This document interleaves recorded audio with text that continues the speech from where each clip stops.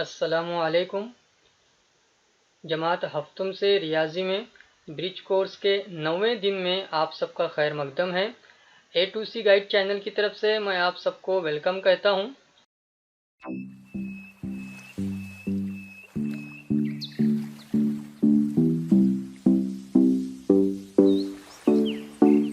नौवां दिन, इसमें हमें अददों पर अमल इसके ताल्लुक से देखना है, जिसके अंदर हमारा पॉइंट रहने वाला है कसर पर अमल। और कसर को हम अददी ख़त पर ज़ाहिर करने वाले हैं। कसर को अददी ख़त पर किस तरह ज़ाहिर किया जाता है, इसके ताल्लुक से हम डिटेल में सीखेंगे।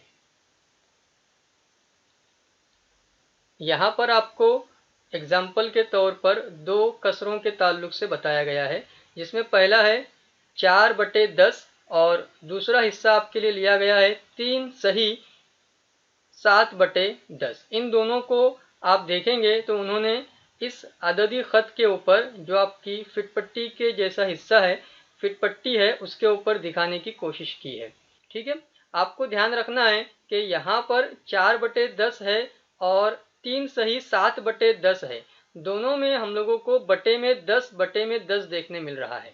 बटे में क्या है हमारा 10 है, बटे में क्या है हमारा 10 है। इसका मतलब जो हमारा सिफर से लेकर तो 1 तक का जो हिस्सा रहेगा, उसके हमें बारीक बारीक 10 हिस्से करना है। अगर आप कभी फिटपट्टी को गौर से देखोगे तो दरमियान में जो बारीक बारीक लाइन होती हैं वो 10 होती हैं। ठीक है, तो यहाँ पर सिफर के बाद जो पहला हिस्सा है वो रहेगा हमारा 1/10, दूसरा हिस्सा बारीक हिस्सा वो कहेंगे 2/10, फिर यहाँ पर 3/10, फिर यहाँ पर 4/10। इस तरह से इन्होंने 4/10 को यहाँ पर जाहिर किया है। ठीक है, उसके बाद जब आप देखेंगे तो आपको समझ में आएगा कि 3 सही 7/10। अब 3 सही का मतलब क्या है, जैसे यहाँ पर ये सिफर है, यहाँ पर ये 1 है, यहाँ पर ये 2 है, यहाँ पर ये 3 है। तो यहाँ पर जब हम लोग पहुंच जाएंगे तो ये हमारा 3 सही वाला हिस्सा हो जाएगा। फिर उसके बाद हमें क्या लेना है 7/10, यानी 10 छोटे छोटे जो हिस्से हैं उसमें से हमको 7वें हिस्से तक जाना है। तो पहला, दूसरा, तीसरा, चौथा, पांचवा, छठा, सातवां, यहाँ पर हमारा रहेगा 7/10। 3 सही यानी 3 तक हमको जाना था, फिर उसके बाद 7/10 यानी यहाँ तक हम लोगों को जाना है। तो यहाँ पर हमारा मुकम्मल रहने वाला है 3 सही 7/10। मुझे उम्मीद है कि अब आपको ये बात क्लियर हो गई होगी। आगे देखने मिलेगा आपको, जिसके ताल्लुक से वो कह रहे हैं कि अददी ख़त पर 1/3, 4/3, 9/3 कसरें दिखाइए। तो यहाँ पर हर बार बटे में 3-3 आया हुआ है। बटे में क्या आया हुआ है आपका 3-3 आया हुआ है। इसका मतलब सिफर से लेकर तो 1 का जो मामला रहेगा उसे हमें हर मर्तबा 3-3 हिस्सों में बांटना है। देखेंगे आप तो यहाँ पर उन्होंने एक हिस्सा, दूसरा हिस्सा और तीसरा हिस्सा 3 हिस्सों में उन्होंने बांटा है। इसी तरह से 1 से लेकर 2 का जो हिस्सा है उसको भी उन्होंने 3 हिस्सों में बांटा है। तो जब बटे में 3 रहेगा तो हमको 3 हिस्सों में बांटना है। इस बात को आपको ध्यान में रखते हुए आगे चलना है। उसके बाद है पहला 1/3। अब 1/3 कहाँ पर मौजूद रहेगा, तो ये सिफर के बाद जो पहला निशान है हमारा, वहां पर हमारा मौजूद रहेगा 1/3। वहां पर हमारा क्या मौजूद रहेगा 1/3। उसके बाद 4/3, तो जैसे ये 1/3 हो गया, ये 2/3 हो जाएगा, ये 3/3 हो जाएगा, और उसके बाद नंबर आएगा हमारा 4/3 का मामला। ये रहेगा आपका 4/3 का मामला। फिर उसके बाद यहाँ पर 5/3, यहाँ पर 6/3। 6/3 कुछ और नहीं बल्कि कैंसिल होने के बाद 2 बाकी बचेगा। फिर उसके बाद 7/3, 8/3, और यहाँ पर आपका है 9/3। यहाँ पर आपका क्या है 9/3। 3 एक 3, 3 तिया 9, इस तरह से आपका ये जवाब बनता है 3।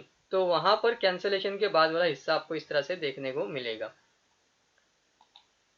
तो आपको ध्यान में ये रखना है कि जब बटे में 3 था तो हमने हर बार एक एक वाले हिस्से को 3 हिस्सों में बांटा। सिफर से लेकर 1 वाले को 3 हिस्सों में बांटा, 1 से लेकर 2 वाले को 3 हिस्सों में बांटा। इस तरह से आपको ये ध्यान में रखना है। आगे जब देखेंगे आप लोग तो उन्होंने कहा है 5/7, 14/7 और 15/7। इन्हें आपको अददी ख़त बनाकर इस पर बताना है। तो अददी ख़त मैंने आपके लिए बना दिया है। इसके अंदर आप लोगों को ध्यान में रखना है कि यहाँ पर सिफर रहेगा आपका, फिर उसके बाद 7 बटे में दिया गया। आपको बटे में क्या दिया गया है, इस मरतबा 7 दिया गया है। तो 7वां हिस्सा जो वहां पर आपको 1 लिखना है। 1 2 3 4 5 6 और यहाँ पर आपका आएगा 1। यहाँ पर आपका क्या आएगा? 1 आएगा। ठीक है, ये आपको ध्यान में रखना है। फिर इसके बाद फिर से आप काउंट करेंगे तो 1 2 3 4 5 6 7, यहाँ पर आपका आएगा 2। फिर आगे आप लोग काउंट करेंगे 1 2 3 4 5 6 7, तो यहाँ पर आपका आएगा 3। तो आपको ध्यान में रखना है कि जब बटे में उन्होंने 7 दिया था तो हर मर्तबा हमको 7-7 हिस्सों में बांटना है। आप देख सकते हैं 1 हिस्सा हो गया, 2 हिस्सा हो गया, 3 हिस्सा हो गया, 4 हिस्से हो गए, 5 हिस्से हो गए, 6 हिस्से हो गए, 7 हिस्से हो गए। हर मर्तबा आपको 7-7 हिस्सों का ख्याल रखना है। अब 5/7 कहाँ पर मौजूद रहेगा? तो ये सिफर के बाद गिनना शुरू कीजिए आप लोग। 1 2 3 4 5, तो यहाँ पर आपका मौजूद रहेगा 5/7। क्या मौजूद रहेगा आपका? 5/7। ठीक है, यहाँ पर आपका 5/7 मौजूद रहेगा। अब 14/7 कहाँ रहेगा वो आपको ढूंढना है। 15/7 कहाँ रहेगा वो भी आपको ढूंढना है। आपकी थोड़ी बहुत मदद के तौर पर कुछ हिस्सा आपको बताया जाता है, बाकी का हिस्सा आपको खुद ट्राई करना है। ये बात आप लोग ज़हन नशीन रखें। आगे बढ़ेंगे हम लोग तो हमको समझ में आएगा। जो दिया गया है आपको कुछ इस तरह से छोटी सी एक्टिविटी हल करने के लिए कहा गया है। ए और बी किस किस को जाहिर करते हैं? तो यहाँ पर आप गौर करेंगे तो हर मरतबा बटे में 6 है, तो यहाँ पर ये 0/6, फिर ये 1/6, ये रहेगा 2/6, ये हिस्सा रहेगा 3/6, यहाँ पर 4/6 और ये आपका आएगा 5/6। ये क्या आएगा आपका? 5/6। तो ए बता रहा है 5/6 को। फिर इसके बाद 6/6, 7/6, 8/6, 9/6 और यहाँ पर आपका आएगा 10/6। क्या आएगा आपका ये हिस्सा? 10/6। आप कैंसिल करके उसको और भी आसान बना करके लिख सकते हैं। 2 पंजे 10 और 2 तिया 6, इस तरह से लिखा जा सकता है। मुझे उम्मीद है कि आपको ये बात क्लियर हो गई होगी। अब आगे आप लोग जब देखेंगे तो वो बटे में 5 बता रहे हैं। इस सवाल में क्या है? बटे में 5 आ रहा है। ठीक है, तो जब बटे में 5 आ रहा है तो आपको लेफ्ट से गिनना शुरू करना है। ये 0/5, 1/5, 2/5, यहाँ पर आएगा 3/5, फिर 4/5, 5/5, 6/5, यहाँ पर आएगा आपका 7/5। मुझे उम्मीद है आप क्लियर हो चुके होंगे। फिर इसके बाद नेक्स्ट आपका है, यहाँ पर उन्होंने बटे में कितना है वो बताया नहीं है, आपको गिनना पड़ेगा। 0 से लेकर 1 तक जब देखेंगे आप लोग तो 1 2 3 4 5 6 और 7, यानी बटे में कितना है आपका? 7 है। ठीक है, बटे में क्या है आपका? 7 है। ठीक है, 0 के बाद गिनते हैं तो ये 0/7, ये 1/7, ये 2/7 और यहाँ पर आपका मौजूद है 3/7। अब ऐसे आप लोग 4/7, 5/7, 6/7 ऐसा गिनते गिनते जाइए और यहाँ पर देखिए कि कितना बटे 7 आता है, वो आपको ही गिनना है। आगे बढ़ते हैं हम लोग और देखते हैं तो हमको समझ में आएगा कि अददी खत पर दी गई कसर बताइए के ताल्लुक से है, जिसके अंदर उन्होंने बटे में 7-7 के हिस्से रखे हैं। तो 5/7, 9/7, 3 सही 2/7 और फिर 15/7। तो आपको ध्यान में रखना है कि बटे में 7 का मतलब है कि जब सिफर लेंगे उसके बाद 7वें हिस्से पर आपको 1 लेना है। तो 1 2 3 4 5 6 7, यहाँ पर आपका एक्चुअल में आने वाला क्या है? 7/7 आने वाला। 7/7 कुछ और नहीं बल्कि क्या है? वो हमारा 1 है। ठीक है, फिर इसके बाद आगे जाएंगे जब आप लोग तो यहाँ पर देखेंगे हिस्सा, तो 1 2 3 4 5 6 7, तो यहाँ पर आपका रहने वाला है 14/7 और 14/7 कैंसिल होने के बाद कुछ और नहीं बल्कि क्या रहेगा आपका? 2 रहेगा। इसी तरह से आगे जाएंगे तो 1 2 3 4 5 6 7, यहाँ पर आपका आएगा 21/7। 21/7 कुछ और नहीं बल्कि क्या रहने वाला है आपका? 3 रहने वाला है। फिर इसके बाद आगे जाएंगे तो 1 2 3 4 5 6 7, तो इस तरह से आपको यहाँ पर मिलेगा 4 और 4 कुछ और नहीं बल्कि क्या रहेगा आपका? 28/7 रहेगा। तो पहले सबसे पहले आपको ध्यान में रखना है कि निशान लगाते वक्त बटे में 7 था, यानी 7वें निशान के ऊपर आपका 1, फिर 7वें निशान पर आपका 2, फिर 7वें निशान पर आपका 3, फिर 7वें निशान पर आपका 4। अब देखते चलिए कि 5/7 कहाँ पर है। तो यहाँ से गिनेंगे ये 0/7, ये 1/7, 2/7, 3/7, 4/7 और यहाँ पर आपका हिस्सा आएगा वो कहलाएगा 5/7। ये क्या कहलाएगा आपका? 5/7 कहलाएगा। ठीक है, फिर इसके बाद आगे जाएंगे तो 9/7 आपको मिल जाएगा।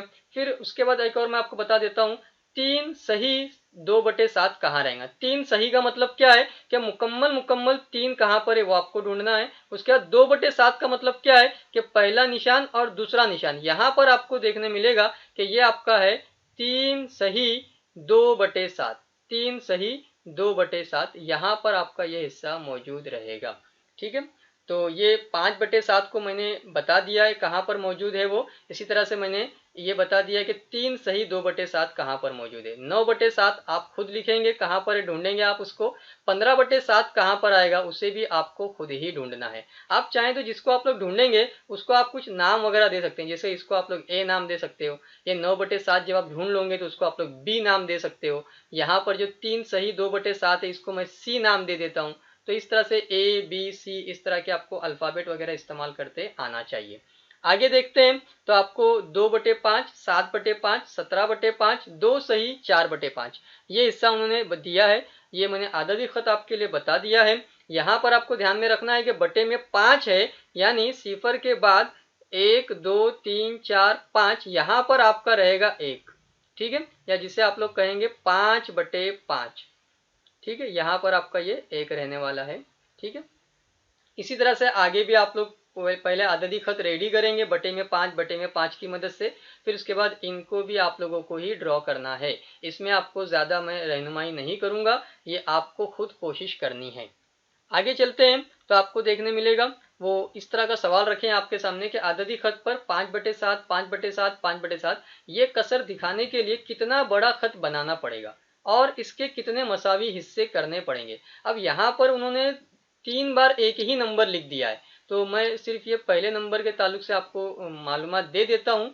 हो सकता है बाकी के नंबर प्रिंटिंग मिस्टेक की वजह से बार बार सेम रिपीट हो गए होंगे। तो कितना बड़ा खत बनाना पड़ेगा, तो हमको ध्यान में रखना है कि इतना बड़ा खत बन जाए कि उसके अंदर 7-7 हिस्से हम कर सकें। तो 0 और 1 के बीच में हमारे 7 हिस्से रहेंगे, फिर उसके बाद 1 और 2 के बीच में 7 हिस्से रहेंगे। इस तरह से हम लोग कम से कम 14 निशान तक का अददी खत बनाना जरूरी है, इतना कम से कम आप लोग कर सकते हैं। फिर इसके बाद कितने मसावी हिस्से करने पड़ेंगे, तो ये मैंने कई मर्तबा आपको बताया कि जब बटे में 7 आ रहा है, बटे में जब 7 आ रहा है, ठीक है, तो इसका मतलब क्या है कि वहां पर हमें 7 मसावी हिस्से करने पड़ेंगे। इस बात को आप लोग ध्यान में रखें, आसानी से आप लोग जवाब दे सकते हैं। फिर आगे आप लोग देखेंगे तो मेरी समझ में आ गया, मुझे उम्मीद है कि तमाम बच्चों के समझ में आ चुका होगा कि आददी खत पर किस तरह से हम कसर को जाहिर कर सकते हैं। सिर्फ ये ध्यान में रखना होता है कि बटे में जो नंबर आएगा उतने ही मसावी हिस्से करने हैं।